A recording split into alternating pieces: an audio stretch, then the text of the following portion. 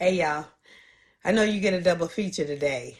Um, I just had a conversation with a young lady about one of my videos, giving feedback, and I wanted to come on here and address that before I get into the work I got to do for today. Successful women act as if they don't care, not because they don't care, but it's because they too busy doing their purpose. They have a drive, a passion in them to serve their purpose. That's why their purpose has to line up with the purpose of the man that they want to spend the rest of their life with. If you chase a man, let's say the nice girls chase a man, they have no purpose. You bend over backwards for them and you don't have no boundaries. Um, you're going to be taken advantage of. You're going to be used. You're going to be taken for granted. That's just the nature of, human beings. We like to see how far we will go or how far somebody will go. And some women, nice girls, tend to go far enough to where men lose the respect. They don't want a girl that is always bending over backwards for them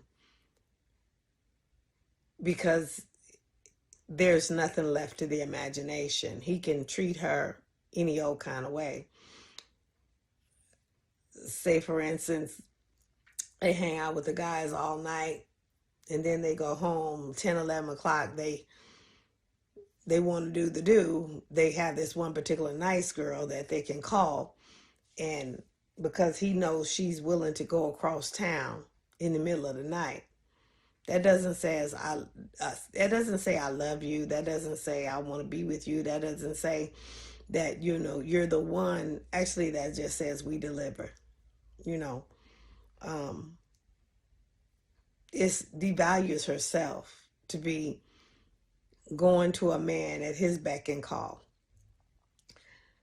Just because you have boundaries and learn to say no does not mean that you aren't submissive, that you can't serve a man. Men got to have respect for the woman just like women got to have respect for the man. We were both put on this earth with a purpose. Nothing was created just to be a waste. We are to be a helpmate to the man, but we also to have our own thing, our own purpose, our own passion. We have our own talents and gifts. And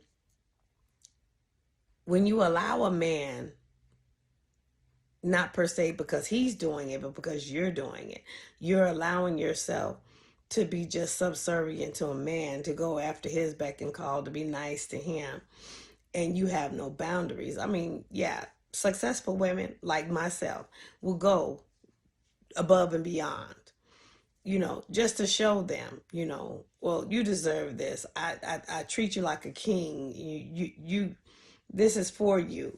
But when it comes to dipping into my stuff, when it comes to disrespecting me or devaluing me, or it comes to being a risk that I may lose everything that I have, then that's when I have to put boundaries on. I have to put the brakes on. At least by that time, they know what I'm capable of. They know what I'm willing to do. And they know that I go above and beyond. And if they stay through the no or through the boundaries, then it'll get back up to again, well, I'll begin to start doing that. But I am not going to give myself out of a house and home. And that's what a lot of nice girls do. They give themselves out of a house and home because they so don't want to be without the man, or they invest themselves so much into that relationship to where they can't be without the man. They don't want to lose him. They don't want him to walk away. They don't want him to choose somebody else. Like he's the only man in the world. Like they don't have no respect for themselves. They have no self-love. We came in this world by ourselves. Yeah, we can gravitate and have companionship, but we can live by ourselves. We just have to grow and learn, get to know who we are, what our purpose is, and what our passion is, and what our lot in life is, what our portion is. It doesn't necessarily have to depend on somebody else. Like, I asked a question of a friend yesterday, as a matter of fact, and we on board, but we're starting to see where it might not be a good fit. And if it's not a good fit, then I'll do me and they'll do them. But every purpose and every lot in life doesn't necessarily have to have somebody on it with you. It's better, two heads are better than one. But if God gives you a vision and he don't give you people with the same vision to help you go along and increase or manifest that vision, then that vision is just for you. He wants something in you to be birthed, or he wants to birth something out of you.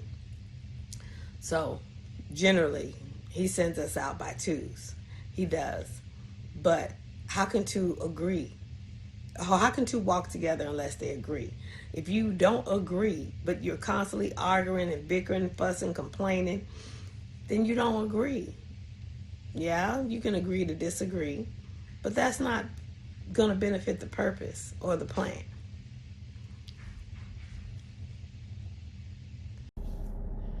Well, my son came home with all that noise. I had tried to get as much as possible out of it that I could, but I had to come out here to finish because my house has always got something going on. I just wanted to say, just because a successful woman seems like she doesn't care doesn't mean that she doesn't. It means that she's centered and anchored in her purpose, and she ain't running around with her head stuck like a suppository up the man's butt trying to please him. Who was it? Ruth. Yeah, it was Ruth that was found in the field in her purpose when Boaz found her. The woman ain't sitting around on the couch just waiting. A man who find a wife. So get in your purpose. Get busy doing something. Sitting around. Men don't like to see no woman that's sitting up doing whatever. And then if you find some that do, them the ones that's insecure, just want you sitting at home with the kids or whatever, because they don't want to have to pay attention or find out where you at, or wonder what you doing. Maybe they got insecurities, maybe they got trust issues or whatever. If you find a man that do accept you like that, don't plan on having a life. Plan on being exactly the way he found you for the rest of your life, or his life, whoever passed first. So get a purpose, get a plan, get something that fuels you, that passionate to you, because you can't depend on a man to satisfy all your needs. Your intellect, your emotional, that's too much on a man. That, that's the place of God. Actually, he got the copyright, the stamp on that. You got to be able to have some self-love. You can't put all of your morals, your reasoning, everything. That man just got to satisfy you. Just got to make you happy. You got to find happiness within yourself. You got to see what makes you happy. You get to know you. Got to know thyself. I'm happy. I'm a happy person. I know what makes me happy. I know my limits, my boundaries. I know what I love to do, what I like to do, what I don't like. I know me. I'm set in my ways. And there are some things that I'm not going to bend for. And then there are some things I'm willing to negotiate or compromise. But, and if it's worth the fight, the battle, I'll fight for it. But if ain't no spoiling and ain't no, nothing to get out of it, I don't waste my time or whatever. But like I say, get a purpose and a plan. You ain't got to make up no whole bunch of rules or sit by the phone and he called 2 or 3 times, you don't answer, make him go to the voicemail, and then you answer the phone on the 4th time and You say you was out and about doing something, knowing you was sitting on the couch in front of the TV with a bucket of popcorn or ice cream at that. Don't be sitting up here making up a facade or whatever. Because you're lying to yourself. You tearing your own spirit up that you even have to do that. You're better than that. You're worthy. You got to, treat yourself as if you are respectful. Give yourself some respect. First of all, lying is a sin. Don't, do something wrong, against God just to appease or please no man or make a facade for no man. Trust me. The one that's for you, God know how to lead him to you. And like I said, you got to be doing something. You got to do something to catch his attention. And what catches a man's attention is, he got his family, his job, his money. He got to find security and protection. You got to be something worth protecting.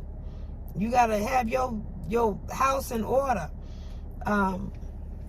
If you're doing something that he see is fit to help him, with his vision, that catches his attention. Just sitting around laying on your back, it's time out for all that. Because that's all you're going to be, is a slab of meat laying on your back. So, like I said, I'm going to get off of here. I just wanted to finish that, because my baby boy is the loudest one I had. And that's funny because when he used to be so quiet, I'd have to put a mirror up to his nose to see if he was still breathing. But now, he done found his voice. That's what I'm saying. Children, men started children.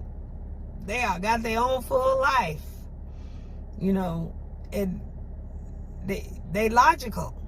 It starts from, my young baby boy, my young son. I'm just looking at him coming into his manhood or whatever. So, I got an example to teach from. I watched my oldest son too. So, I kind of know my daughter. She coming into her own too. But that child there, he loud. So I had to come out here in my car to finish doing what I was doing. See, now y'all know why I don't do videos in the house too much. If they not there, yeah, I love it. But somebody's always at my house. My house is always doing something, helping somebody. It's always busy. My garage is a pantry so that I can help others. My children, they don't have to wear them for nothing. Anytime they want to cook something, eat something, they just go shopping in the pantry. That's all they do. Very seldom I have to go to the store, and that's to get what I want, or maybe to make some ends meet, to make a meal, or maybe I need an ingredient or something like that. But see, that's part of my purpose. That's part of my plan. I'm doing something. I ain't sitting around on the couch looking for nobody. I'm too busy. With all of this and my house and my children, I ain't got time to be sitting around waiting on no man. Like I said, if God decides to deliver that, he got to be on the same page. If he ain't on the same page, he ain't going to catch my attention. Like I said, I don't like my prayers hindered. Like I said, if he's not, he got to be no God to the level that I know God. Like I say, I can pray for him, but he got to know God like I know God. He got to have a relationship. He got to be able to commission heaven like I can commission heaven. He got to be able to cover me when I can't cover myself. He got to be able to encourage. He got to be able to go to God before me when I'm in a situation and can't go to God for myself. So if he don't have that, he ain't gonna catch my attention. That's another thing I want to say. Ladies, if you're looking for a man, a spiritual man that's got a relationship with God, you ain't gonna find him in the flesh. I don't care how much flesh you show, you're not gonna catch his attention. Now, if he's wavering in his faith, you might get him to fall, backslide or something, but a man who's solid with his relationship with the Lord, and he wants to go higher in God, he ain't gonna even see your flesh. He not. And if he's a real one, you might get checked. He might put you in your place. So be careful, be mindful. There are some real ones out there. Like I say, there's some real women out there too. You can't bring me everything. So like I say, I'm gonna get off of here. But a successful woman may look like she don't care, but that's not the case. She's caring more about building her own kingdom than she is trying to sit and wait to build somebody else's. She has something to bring to the table.